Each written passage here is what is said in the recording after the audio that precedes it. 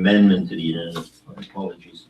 The amendment for a late item, which will be our CFO, will be giving a verbal update regarding the RDKB stakeholder meeting, which was held today. May I have a... No, I'll deal with that later. Oh, okay. We'll just I'll supplement. make a motion to amend the agenda. May I have a seconder? Councillor Thompson, all in favor? So carried. May I have a motion to adopt the January 25th, 2016 special going camera minutes as presented? Have a mover. Councillor Hammett? Seconder. Councillor Krog, all in favor? So carried. May I have a motion to adopt the January 25th, 2016 regular meeting minutes as presented? Have a mover. Councillor Thompson, Councillor Hammett. Discussion. Councillor Butler. Thank you, Mr. Mayor. On page 10 and page 12, I think there might have been a mistake made on the motions on those pages. If you could just go to them. Because these are the meeting minutes for January the 25th. And the motion at the bottom of page 10 reads, resolve that council receives the information obtained by staff from Cabin Gates regarding the percentage of accommodators within the city of Grand Forks that were in favor of the tax and bring back to council for a decision at the regular meeting on January the 25th. So since this is the January 25th meeting, we can't bring it back for a decision on January 25th. This is the January 25th. This is February 15th. No, the minutes that we're adopting here are from Referring to January correction. 25th. It's referred to the 25th, but it is the 25th in fact.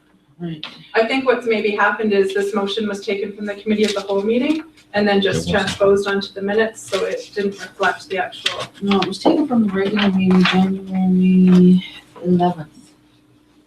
So I think if we just took that last part off to bring back to council for decision that I think if you just remove the last part of the motion, that would clear up the issue. Thank you. So noted. And it's the same on page 12 for the motion there as well.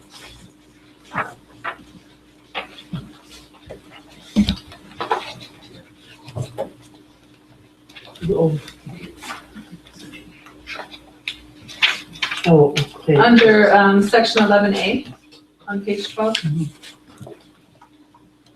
Good catch. Okay, so noted. Thank you.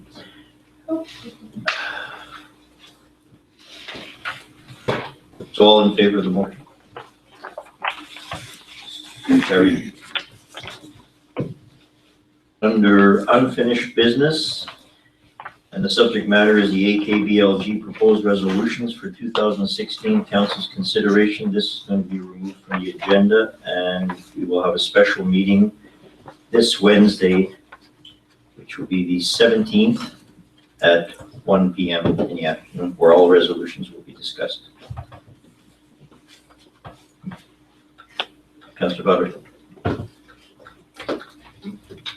I believe that for Robert's rules, we need a tabling motion for this then, put forward by council to table this to Wednesday. So So I'll put forward that yeah, motion. put that motion forward, please. And I'll second that.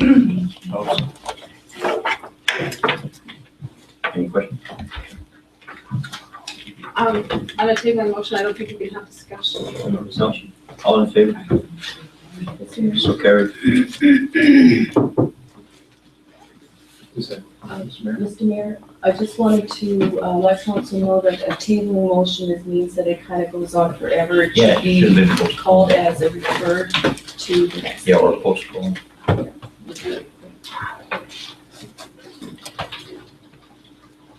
Now we'll deal with reports and questions, inquiries from members of council. Subject matter, and a motion to receive all the written reports from council. And then we will have two verbal, I believe it's two verbal reports. So one or two. Just one for me. Councillor Ross will be giving a verbal report because she was unavailable, she was absent. So may I have a motion to receive the written reports and the verbal report? Councillor Butler, Councillor Hammett. Okay, go ahead, Councillor Ross.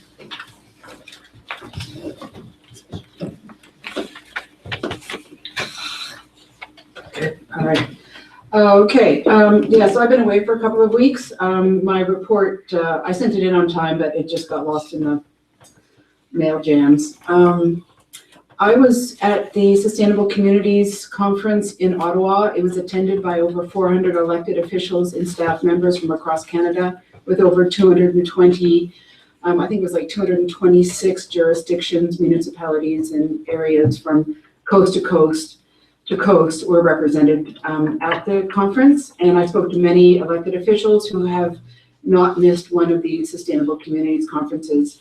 One of the keynote speakers was Catherine McKenna, our new Minister for the Environment.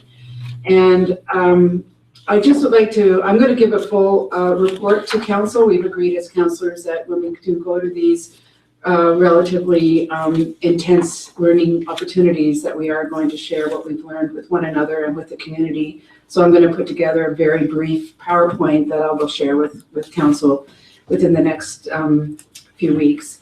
But what I found was very interesting, and just very briefly, Mr. Mayor, is one of the things that was highlighted over and over again is that often as communities, our problems and struggles are systemic, and we fail to ask why we face the same struggles over and over again. And one of the common themes was poor communication amongst ourselves and within our communities. What we have is often short-term thinking and reactive planning.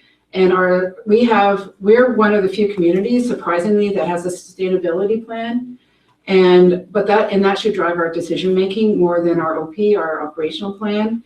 That our sustainability plan should be tied directly to any decisions that we're making and should be layered over our decision-making. And what we should do, and that's something I'd like to talk to council about, is to do a simple one-page document that connects our strategic plan with our sustainability plan, and just really pick out what the common threads are. And I'd love to do that myself, and I'm weird enough that that's a sort of exercise that I would really enjoy. Yeah, and it's just looking at how we move forward as a community, looking through that sustainability lens.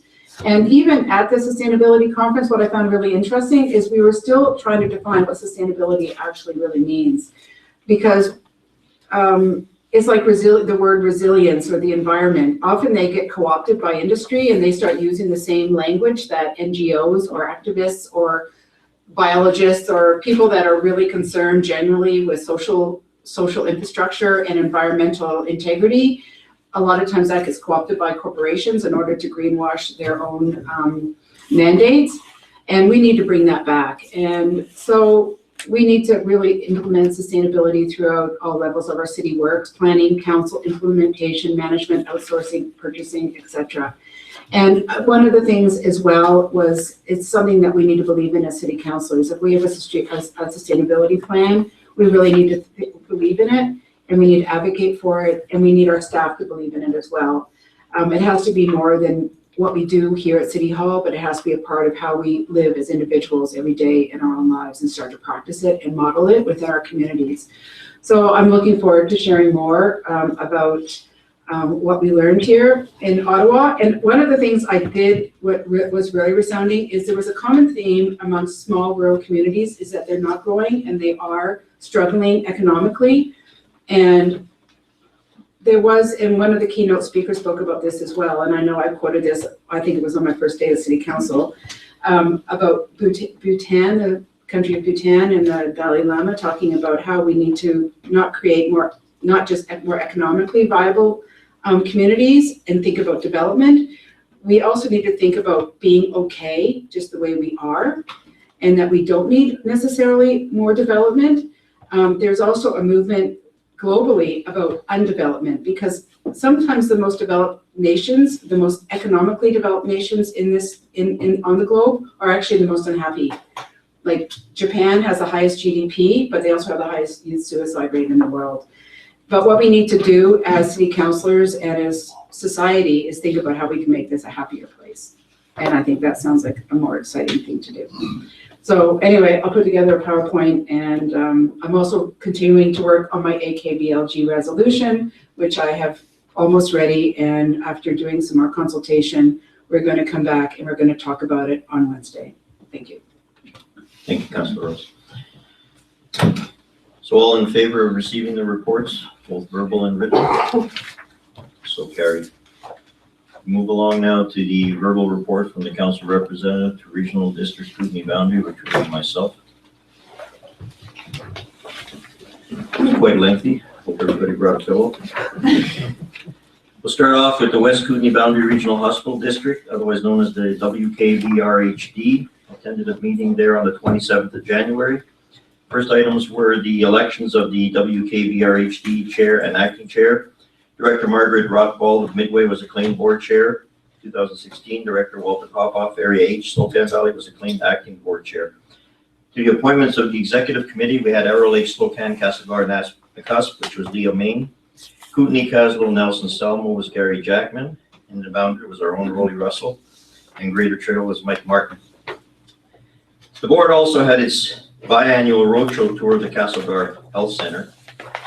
And to touch on a few objects here was the work being done.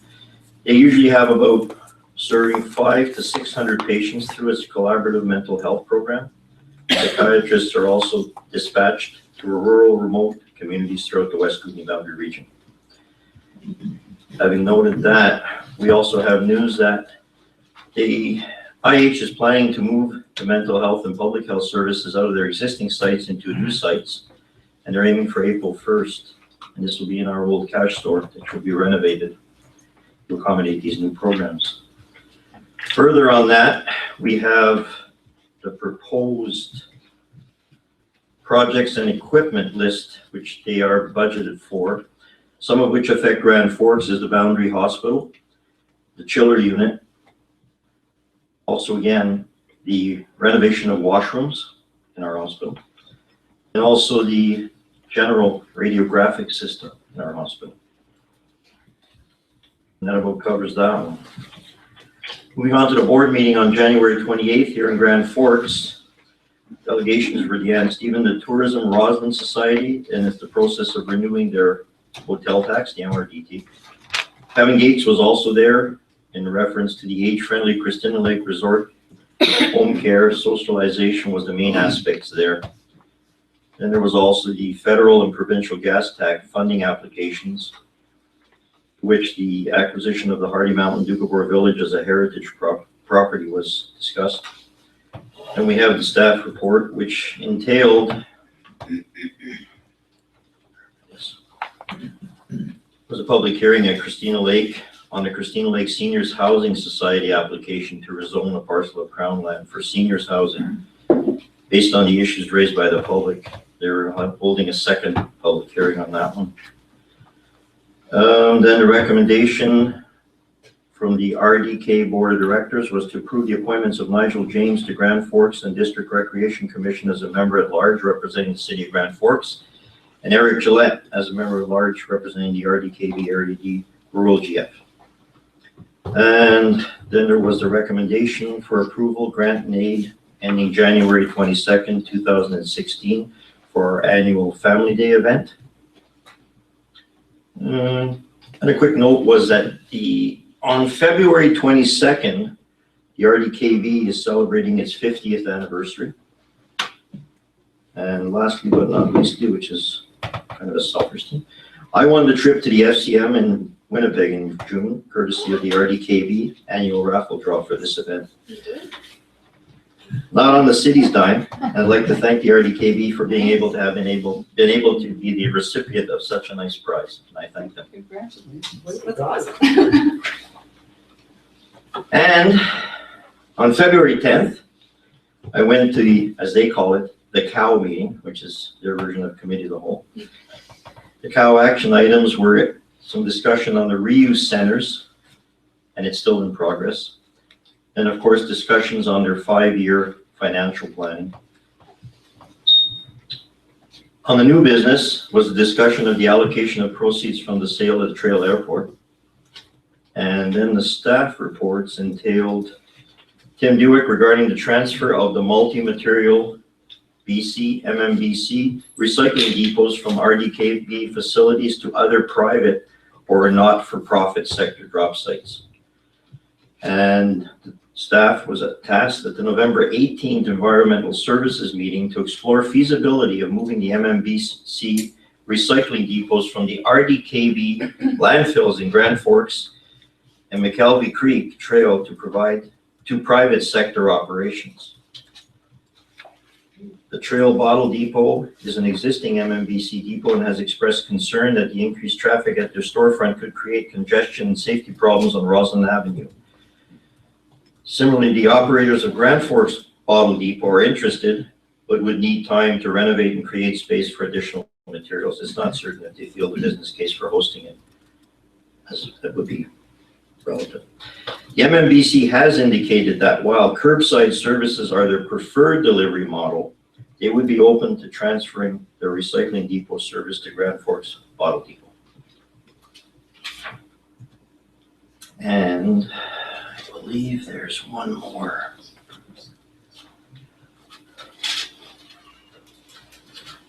Yeah.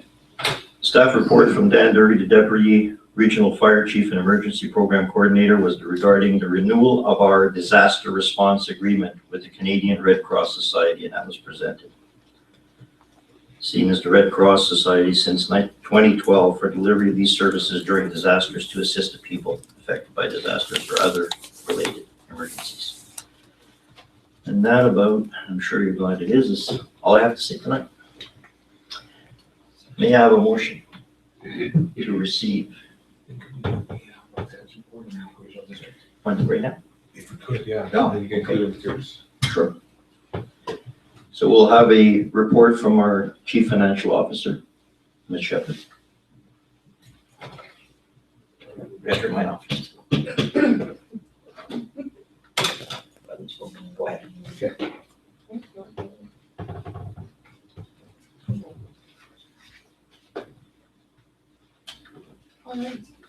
Yeah. Oh, there we go, thanks. Thank you, Mayor Conrad. So I attended the Boundary stakeholder meetings today for the RDKB. And we discussed all of the different services that the citizens of Grand Forks do see on their tax notice every year as RDKB. There are several services that are offered, regional services that we pay for. So we might have a lowdown on all of those. The major services that are run through the RDKB are the arena, the curling rink, the aquatic center, the library, West End Transit, and some of the smaller services, animal control, mosquito control, boundary economic development. Let's see what else we have here. Oh, 911 emergency communications and emergency preparedness. So some of the highlights of the talks were boundary economic development. They discussed there was a big surplus in 2015. There were some projects that weren't done. They talked about some of their plans for the next couple of years, and who was going to be involved in that service and how they were going to run it, if they were going to change the structure of it and the way it was currently run. Regional transit was another one. In the past, the contract for regional transit, they've only been billing actual, so there's been surpluses each year. So there's a provincial funding freeze coming up this year. The contractor is going to start billing based on budget, and that will probably see an increase in regional transit starting next year due to that. So I know John McLean, the CEO there, was going to try and set up a conference call with the province to have them explain that with the directors, the area directors that are involved in that service. So thought I would give you the heads up on that, Mayor Conrad. The curling rink, they talked about the curling rink and about the hard cap. There's a hard cap on the requisition. They're only allowed to requisition $35,000 a year. They're getting close to that, so they discussed in the future if they were going to think about raising that cap. Recreation programming services. They talked a bit about a couple of the grants that go out from recreation programming services, which is basically the community programming services for Grand Forks. They do have a couple grants to go out. One goes out to Phoenix Ski Society in 2015. They had one go out to the Learning Garden. Let's see, the Aquatic Center. There was quite a bit of talk about the Aquatic Center. Let's see, on that, there, Area D had put in some gas tax grants for some capital in the aquatic center, and there was discussion on how the city of Grand Forks could possibly put some money towards some stuff in the future, either at the arena or the aquatic center, maybe use some of our gas tax funds towards that or other projects. What else did we talk about? The library. The library, they're asking for a 2.81% increase in the requisition amount or an overall 3% increase in budget. And they had talked about possibly getting someone from the city or the RDKB or both to sit on their board in the future. And animal control, we talked about animal control, and overall everyone seems quite happy with the service. And there's actually going to be a 7.59% decrease in the requisition due to a surplus from 2015. And I think that was about it. Are there any questions on that? Councillor Hunter. I have two questions. One is for your part of the report, the machine, and to our CFO.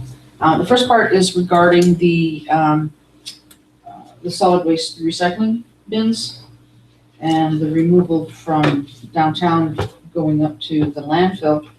Now, if they're talking about taking those away and moving them over to the bottle depot, I think they expressed that there isn't a lot of money and they may not have an appetite for that. So what happens here in Grand Forks if the bottle depot or Encore decides not to take the recycling materials? As mentioned, this is still in the preliminary stage. They haven't made any final decisions on it yet. They're looking at all different options of how to do this, but nothing's been decisive yet. Same with the reuse centers, it's still in progress, discussions on. Okay. And the second question was regarding on the budget process. You talked about the restructuring of economic development. Did they go into any detail? Have you got any idea of how that's going to be restructured? No, they didn't get into details on it. They didn't get into any details that I would be able to explain properly. Okay, thank you. Councillor Butler. Just a comment on the recycling bins. I forgot to put it in my report, but I went to a meeting with Tim Dewick. He came to town to Happy Days Diner and answered questions for the public regarding the bins because there was quite a concern out there in the public. It was actually quite interesting. The program itself was extremely expensive for them to run, so I can see why their reluctance to continue doing it. We also found out that the glass that's recycled is crushed and used as fill to cover up at the landfill. I guess recycling glass is actually more environmentally unfriendly than if you were to make new glass. So surprisingly, it's not actually beneficial to recycle the glass, other than the fact that they do need the material for the landfill. So that was kind of interesting. Also, our plastics used to get shipped over to China. So a lot of the stuff that we're recycling is getting packaged up and then shipped to China. We're selling it to them. So that was interesting. Also, when it does get shipped to Kelowna, there's quite a process that they go through to remove the garbage from it. I guess if it's not clean or if it's not the right type of packaging, there's actually a lot of stuff that gets thrown out at that point. And they were actually having to pay to sort that garbage out. So that was another expense to them. So it was quite interesting. I was glad I went to the talk.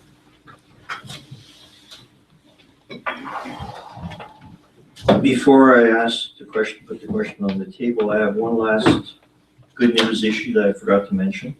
On February the 6th, my wife and I attended the Fire and Rescue Awards banquet. It was a very entertaining evening and very enlightening. The people there that represent our community as our volunteers, the depth of that group, I was amazed at how many years a lot of them have put in and what great work they do. And I was able to say, and I'm still willing to say, that I was proud to be a mayor of our fire and rescue. Great bunch of guys. They do a lot of hard work, and women. When I say guys, I refer to both genders. So we really have to give it up to them. So now I have a question on the table. All in favor of receiving the report? So carried.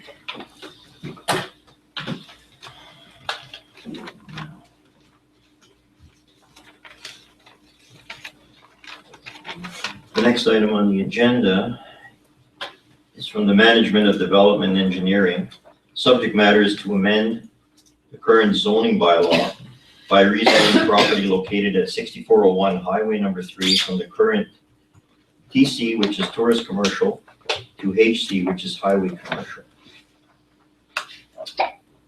To our Manager of Development Engineering, is there anything you'd like to speak on?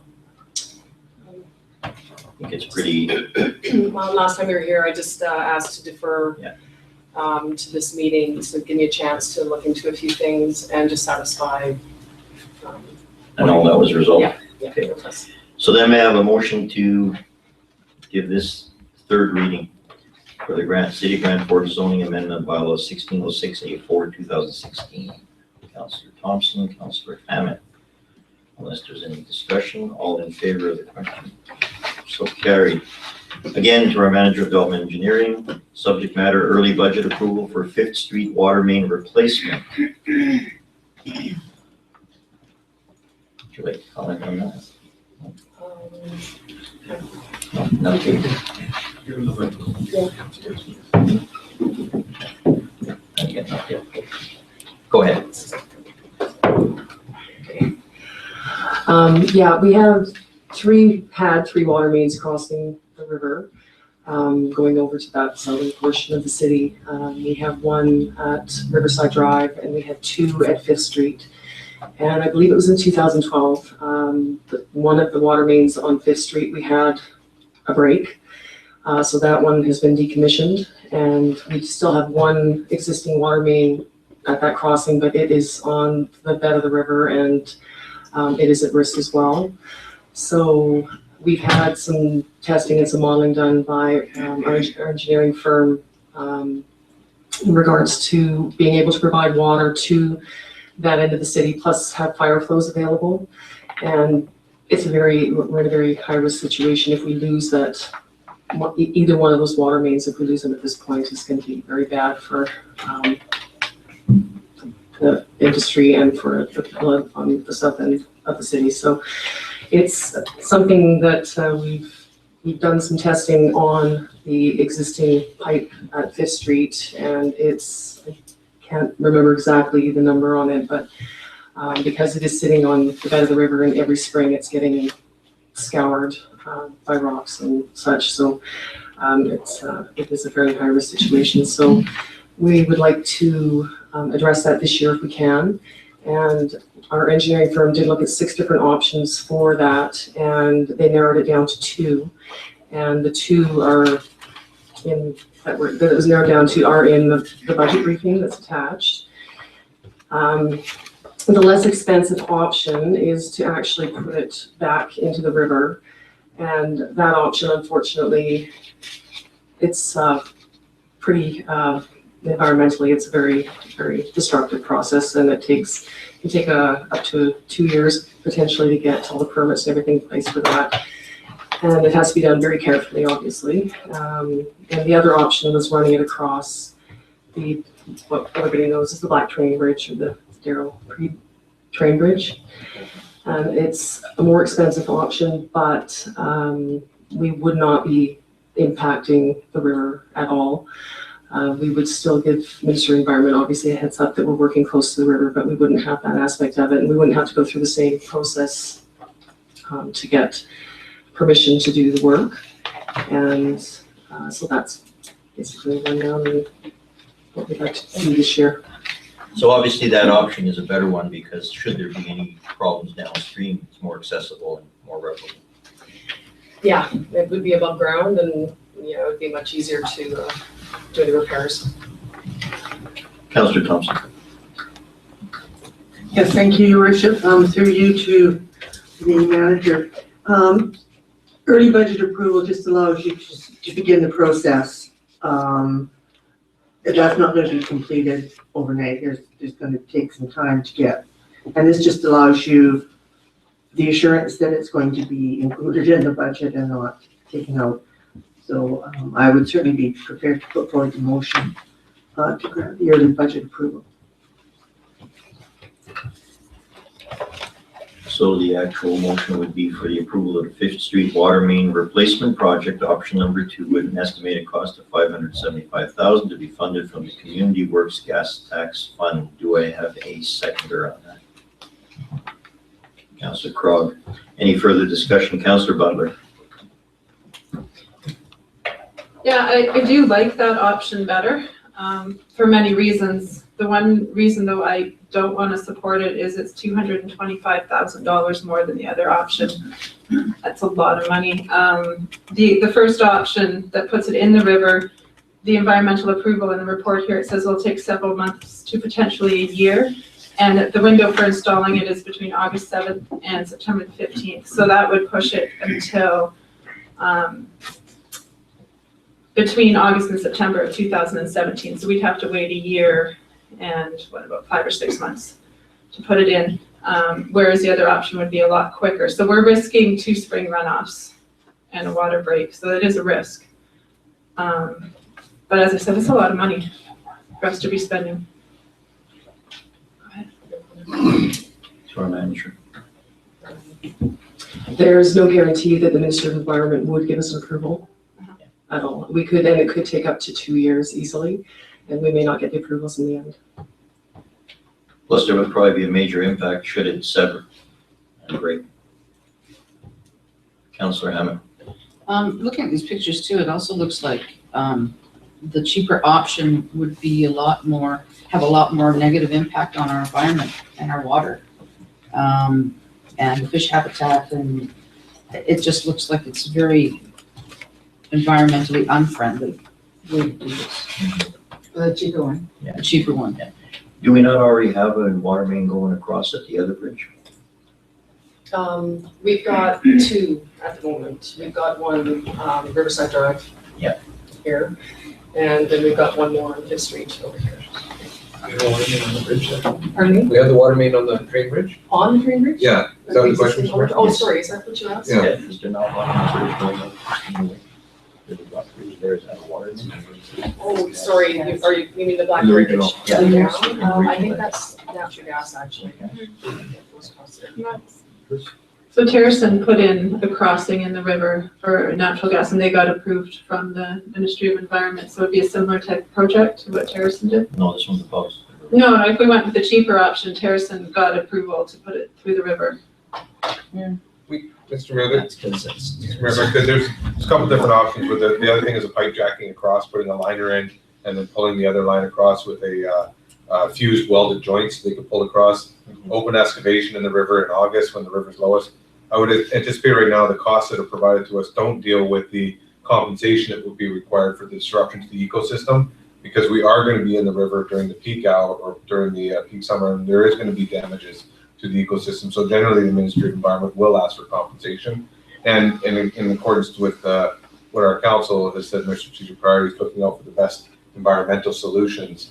This is the reason that we're proposing this one. And this is one of our major priorities. Absolutely. So there is no guarantee that we will get approval. There's also that chance. Absolutely, Mr. Mayor. When the ministry is looking at the 2 options, if we show them both options, if that was the only option, they'd be more inclined to give us an approval in the process. But since how we have another option that is less invasive, they may ask for us to consider that to be the option. Councillor Butler. Oh, sorry. Sorry, just quickly, but there's the trees that need to be cut down along the pathway that people use for walking in the Interfor lands there. So that, I mean, it's not completely environmentally friendly, the second option. Councillor Thompson. Thank you, Your Worship. I think it's commendable that some councillors are concerned about the additional cost of the proposed resolution that I've put forward. But I think that because of the state of the infrastructure that exists now, it would be imprudent of council not to proceed and get that water line put so that the residents of the Ruckles Addition area and Interfor are protected, and protected sooner rather than later. And I would far prefer to be proactive than reactive. in this particular situation, in as much as we have been made aware of the circumstances and the condition of those pipes. And may I just concur that based on the longevity of this proposed project, the $200,000 absorbed over the numerous years that it was served will represent a nickel and dime issue. Councillor Ross and then Councillor Butler. We're having a lot of trouble with these tonight. Maybe it's just us. Ugh. I have a magic touch. Oh. Or maybe you can have the magic touch. See? So mean. Shorty. Okay. Okay, never mind. I'd like to have a policy, whenever we make decisions, that we do it once and we do it right. And I agree, Mr. Mayor, that spending a little bit more money, but having the longevity and not having it in the river, I think makes more sense. When was the original pipe put in? Like what? Like, I think it was probably before we were as environmentally paranoid, and thank goodness we are. I just think the thought of the disruption to the river to put in a major pipe like that is a little horrendous. So I like the idea of if we can keep it above ground, less impact on the environment. Absolutely, Councillor Butler, if we have to cut down trees, let's just make a commitment to plant more trees. And don't you hate it when somebody goes to a convention because they come back all enthusiastic? Because there's an organization called Tree Canada, and we can get free trees that actually fit in with our environmental, like they're actually native trees that we can actually get a grant and plant trees in our community. So maybe we can get some trees and do some riparian work there. But one thing I do want to know is this a galvanized pipe? Because there are new materials now, like a really good quality PVCs. Like they're like 3 mils thick, huge water pipes I saw at this convention that are being used now instead of galvanized.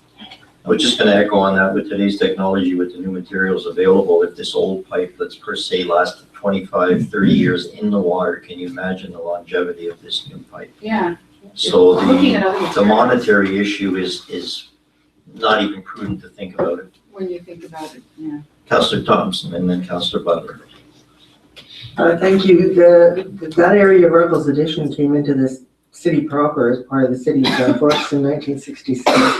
So that water pipe has got to be close to 50 years old. Wow. Councillor Butler.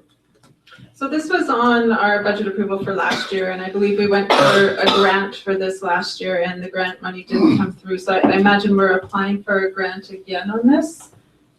No? Mr. Mayor, this project would come from the gas tax funding, the accumulation of gas tax funding that we get annually. Then it fits into the criteria for this. The other grants that we applied for were well number 2, the multi-utility project 3rd Street and 22nd Street, which we'll be looking at under the Building Canada Fund as well. You know, there's so many projects that we can fit in that envelope. This is one that we would rather go after the larger sum of grant funding and go after that rather than seek this as a grant solution and have to fund some of the projects. So that was the rationale there, that we felt as though this would better fit under a gas tax, and then the Building Canada Fund would better fit a number of other projects. So all in favor of the question?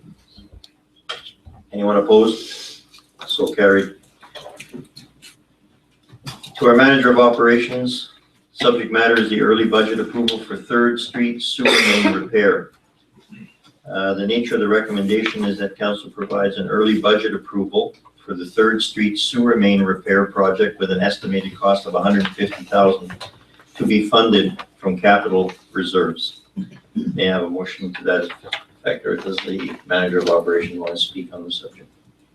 No. Mr. Reed? Thank you, Mr. Mayor. If anybody has any questions, basically the reason for early budget approval was because of the water levels. So we feel that there's a cracked pipe and there may be dewatering or maybe in the middle of summer. So we wanted to get on this project right away. So there is a sense of urgency. Correct. Thank you. So may I have a motion? Councillor Thompson, Councillor Butler. Discussion. Councillor Butler. So on the proposal here, Mr. Mayor, it looks like that this might be something that our public works crews can take care of, at least partially. I'm just wondering if council will have the ability to have input on that once we know more about the job. Input insofar as? Whether we send this out to be outsourced or whether we can do it in-house. I'll address that to our CEO, but usually council does not have input on those matters. That's taken care of by staff and management. Any other discussions? Councillor Thompson. Just a comment that I'm not interested in micromanaging these kinds of projects. That's why we have our CEO and our management team. Thank you. Any further discussions? There's a question on the table. All in favor? Anyone opposed? So carried. To our manager of operations again. Subject matter, early budget approval for well number 3 pump and motor with VFD and building modifications. And the recommendation is that council provides early budget approval for well number 3 pump and motor with VFD and building modifications project with an estimated cost of $100,000 to be funded again from capital reserves. May I have a motion to that? Councillor Krog, Councillor Thompson. Discussion, Councillor Butler. I'm just curious, Mr. Mayor, in our budget session that we had, the cost for this project was over $400,000, and here it's being listed as $100,000. So there's been a $300,000 change that I'd like to know why. It's been addressed. We'll readdress it with our CEO, Mr. Allen. Thank you, Mr. Mayor. So when we brought forward the budget briefing, when we were having the budget discussions, the preliminary assessment for our engineering firm was at that. We then did further consultation with the pump manufacturers and the instrumentation folks, and they came back with a reduced number. But our engineers have made the full recommendation on this, and we then worked with our team to be able to find out with Dave, the manager of operations and his staff, to find a cheaper resolution to the problem. So again, that's the staff working with the team to find the cheaper result to that. So again, this is $100,000, and the variable frequency drive will allow it to operate rather than operating on a closing valve. It'll operate on the electric currents based on the needs and demand. So it'll be a more efficient operation for us in the long term with energy consumption. But again, these things, when we bring them forward to council, sometimes, based on the timing, if we're looking at that, the manufacturing of that pump and whatnot, it can be a long period of time. We will give you the far end of the upset of the scale. So that was the worst case scenario. So it's a great news story for the council. So $300,000 savings, we can apply it to the previous. Exactly. Very good. Any other questions or concerns? All in favor of the, Oh, I just wanted to say thank you for explaining that, because it hadn't been brought forward to me and explained before. Thank you. all in favor of the question? Anyone opposed? So carried. Moving on to our information items. Subject matter is a letter of thank you from Kira for receiving the City of Grand Forks Scholarship. May I have a motion to receive the letter from Kira Van Leur? My apologies if I said Van Leur. And notes thank you for 2015 scholarship program. Councillor Hammond, Councillor Thompson. All in favor? So carried. Next item is the subject matter. City of Port Coquitlam is requesting that all BC local governments consider endorsing their 2016 FCM resolution with regard to Build Canada grant funding. May I have a motion to receive the information provided from the City of Port Coquitlam? Councillor Butler, Councillor Thompson. Discussion. Councillor Butler. Yeah, I love this proposal. I wish I'd made it. I think it's an excellent idea. The amount of costs that are being downloaded onto communities to have to replace our infrastructure is more than the local taxpayers can handle. So I think it's a necessity that the provincial and federal government step up and kickbacks more money to the municipalities for this. So I would definitely like to receive this and also endorse it as they've asked us to do. Councillor Crog and Councillor Thompson.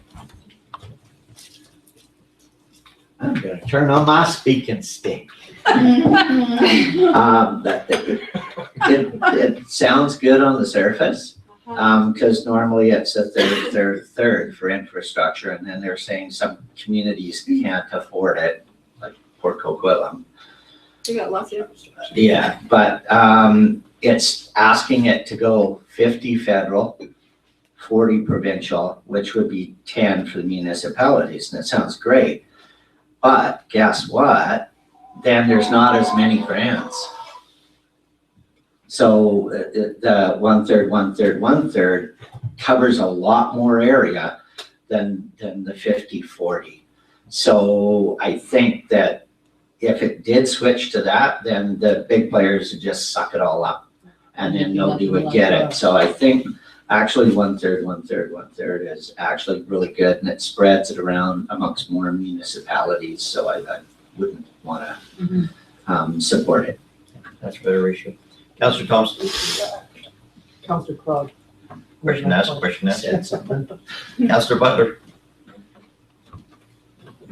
That makes sense if they're not gonna put more money into infrastructure, but that's only one option. They could invest more money in infrastructure and increase the amount of the Build Canada Fund so that they could service the same amount of municipalities. If they're using just the pool of money they have already allotted, then what you're saying makes sense, but we're excluding the idea that we're asking them to actually provide more money to cities. Councillor Thompson. Yes, your worship, you are going to SCM representing the regional district, Yes. not the city of Grand Forks. Is anybody from the city of Grand Forks attending that conference? I'll be representing both. Obviously. I'd like to go. I just have a trip there, so being the mayor, I'm obviously representing both. Because I would suggest that after hearing the debate, that it would be whoever attends that conference, and being that you'll be there, would be in a position to make a decision whether or not to support. I don't think that council, I don't think it's wise of council to mandate a delegate on how to vote at a conference, because, as I say, debate may put a totally different light, and amendments and the like. So I would not want to force someone, a delegate, to have to vote a certain way. Councillor Crog. Just one last, because I haven't talked enough so far this evening. I doubt, or I have my doubts that they would put more money, extensive more money into the grant funding. But if they did at a third, it goes even further, right? So I would love 50. So all in favor of the question? What was the question? That we received, Yeah, we received the information provided for discussion and decision. I thought you put a resolution forward I did, but Nobody to support it. So all in favor? of what? What? that's The council received the information provided from the city of Port Coquitlam regarding the 2016 FCM resolution, Build Canada grant funding for discussion and decision. Well, we had discussion, but we haven't made a decision. So we made a motion now to discuss it, but we haven't made a decision on it. So we can accept this motion and then make a We're decision. just gonna receive it. Yeah, we're just receiving this, Can you see it? And then you can see if you want to. discuss it. But this one is quite clear. It's for discussion and decision. We're not deciding on this, we're just receiving. Yes, So we have a motion on the receiving of, yes. I move to receive it. we already did that. All right, I'll second that. So all in favor? I'll do that. too. Anyone opposed? So carried. So now, does someone wish to put a motion forward? No. Good. From the Deputy of Manager of Operations, makes my life. The subject matter is a proposed draft correspondence with regard to requested financial support for the airport from the Regional District of Kootenai Boundary, otherwise known as the RDKB. And the recommendation is council receives that draft correspondence from the Deputy Manager of Operations with regards to seeking financial support for the municipal airport from the RDKB for discussion purposes. May I have some dialogue on that? Sure. Good evening, Mr. Mayor. Last year at one of the council meetings, we discussed, at the committee of the whole meeting, I believe in October, we discussed in length about the airport and the challenges we're facing.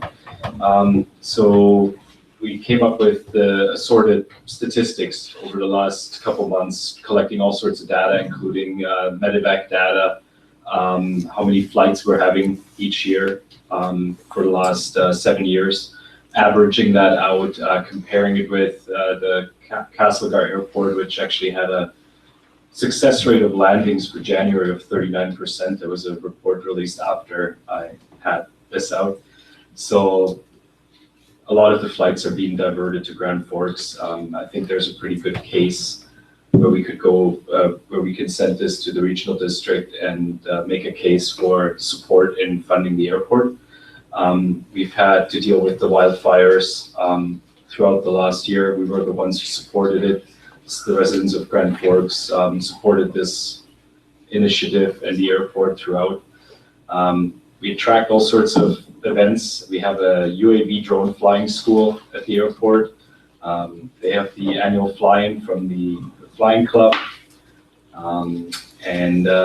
So part of our problem is we have assorted bigger projects that need to happen over time. One of the main ones right now is going to be the replacement of the airport beacon sites with LED lighting for better efficiency and better chance, and that there is no issue, that the lights stay longer lit at nighttime for medevac flights primarily.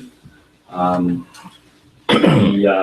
then we also ran the statistics in regards to who's actually using the airport, like where are the residents from that are using the airport. And at the end of the day, only 3 of the hangar leases currently are within the city of Grand Forks, where the owners live within the city. The others live in area C and D, Nelson, and there's a resident at the airport, and 2 are from other places as well. So the overall situation basically comes down that we could go for help, additional help and funding. When we look at the dollar amounts that the airport costs us, every year we're looking at about $163,000 worth of expenses, while we generate a revenue of about $70,000. Most of that is basically generated by the fuel sales, but our fuel system and cost of fuel costs us literally the same amount of money. So there is really no revenue generated at the airport, but we're providing all these great services to the city. So we're actually asking for under 46,000, is that correct? Approximately? 47,000, under 47,000, right? Well, what we were originally discussing is to go for half of the annual operating expenses. So the half of, basically every year we would send a calculation, okay, this is how much the airport cost this year. And that's at least what we were discussing in-house, and ask for half of the expenses. Okay. I have a question on the LED lighting that you referred to. Was that part of our grant that we received from government? Does that cover pretty much, how much of that does it cover approximately percentage-wise, that grant, or does it cover the full amount? The grant was for 75% of the project, so we had 15 grand out of the last year's budget. And when we applied for the project for getting as much money as we could only apply for 75% more of the 15,000, because that was already within the budget allocated. So it's about a $60,000 project. We hope we can get it all in there within that funding.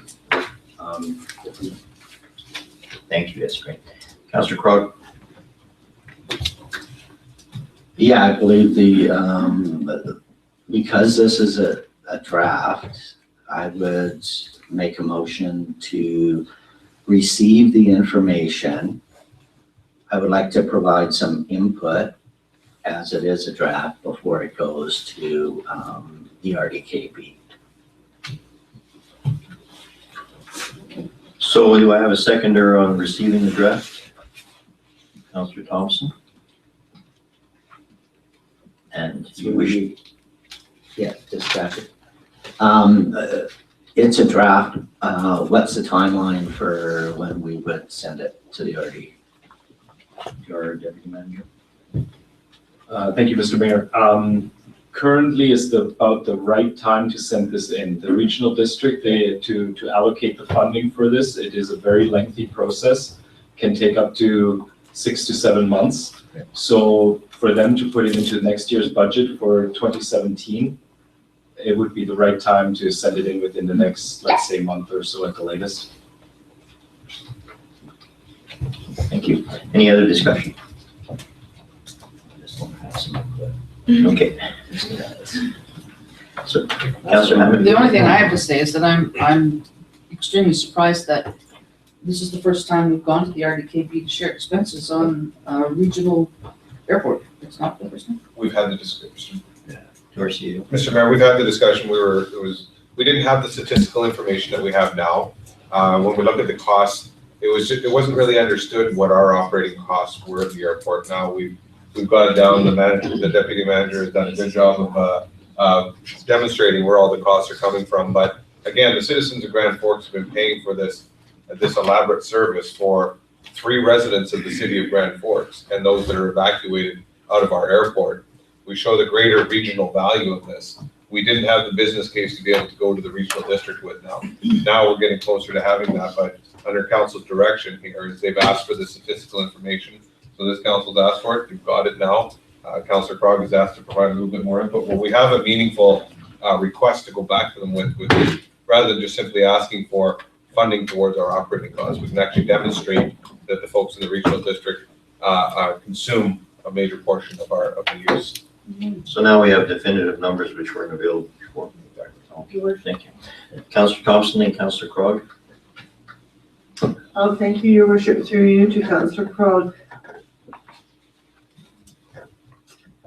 What kind of input are you proposing, looking at? I mean, Waiting for are somebody we to ask. gonna micromanage this one too? Pandora's box. Yes, we're gonna micromanage this. No, it's discussions have taken place on an informal level. It's complicated when it comes to regional districts and airports. And an example of input was we need to bump a couple of things up and we need to get rid of stuff. A good example is that whole page under events, which on our thing is 100 to page 100 of 105. Nobody cares, right? Because keep in mind, the regional district is not Christina Lake and it is not Area D. It is Trail, Fruitvale, Montrose, and half of them don't even know this airport exists. And if you have, these are how it benefits you, we have a fly-in. Well, Trail has a fly-in, right? Even though Castlegar is in a different district. And the other thing is we report Castlegar weather and how many times it's turned back. But keep in mind, Trail has a better track record with weather and landing that Castlegar does.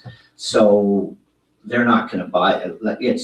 You're going to get one shot at it. That's why it hasn't been done up to this point. It's got to be perfect to be sold, right? And if you have too much stuff in, and you're just going to get kicked back from the whole East, right? So just a little bit more time in for this. Councillor Hammond? But we're the only one with night lights. Correct.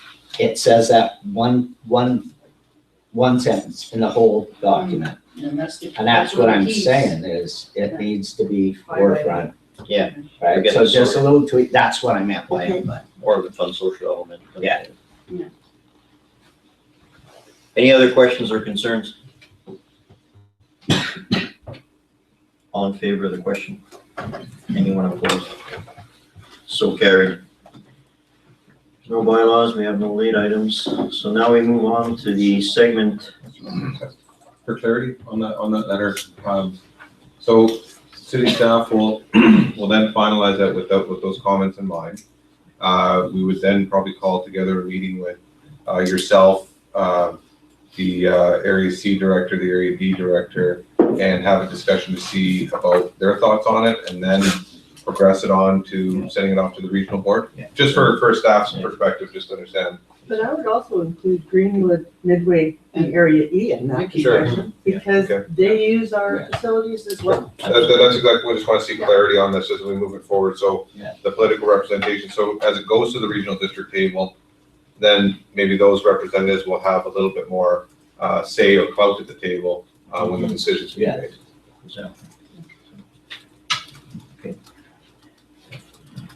So now we move on to the segment of the evening where we have the questions from the public and the media. Again, may I caution everyone that any discussions have to be based on the subject matters on the agenda this evening, otherwise I will not address them. Lady in the front. Thank you, Dylan Lett with the Gazette. Your worship, actually, pertaining to something in your RDKB report, could you expand a bit, please, on how far the discussion is in terms of the Hardy Mountain Duke Museum? I know they've only bought it fairly recently, but I'm just wondering if there's any movement on that, any decisions yet? To the best of my knowledge at the beginning, no, I would have to say no. It's still up. Let me just have a look at this.